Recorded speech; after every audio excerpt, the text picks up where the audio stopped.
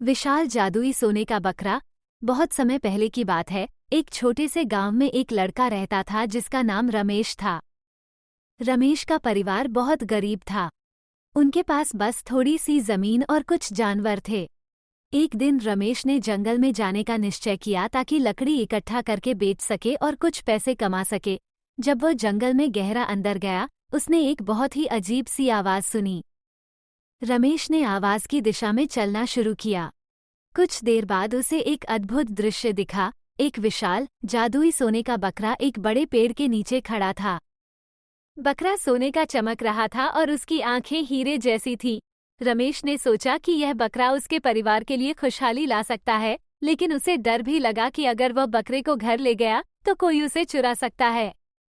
फिर भी हिम्मत जुटाकर रमेश ने बकरे से पूछा, तुम कौन हो और यहाँ क्या कर रहे हो?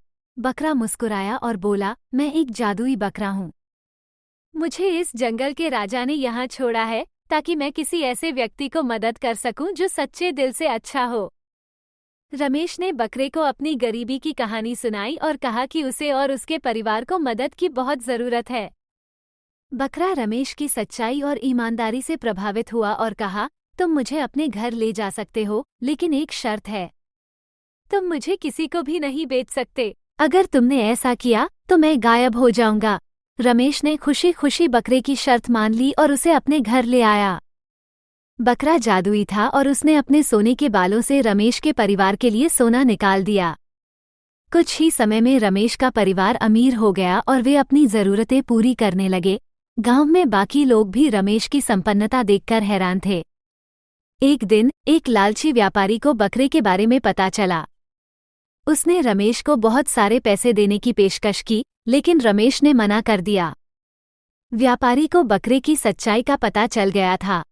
उसने सोचा कि वह रमेश से बकरे को चुरा लेगा।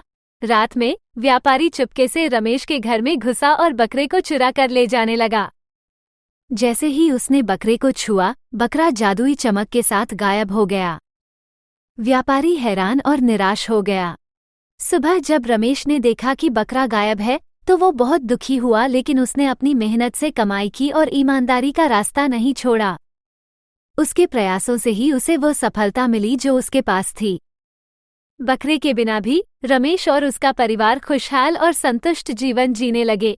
इस तरह विशाल जादुई सोने का बकरा रमेश के जीवन में आया। उसे सिखाया कि सच्चाई, ईमानदारी और मेहनत ही सच्ची दौलत है।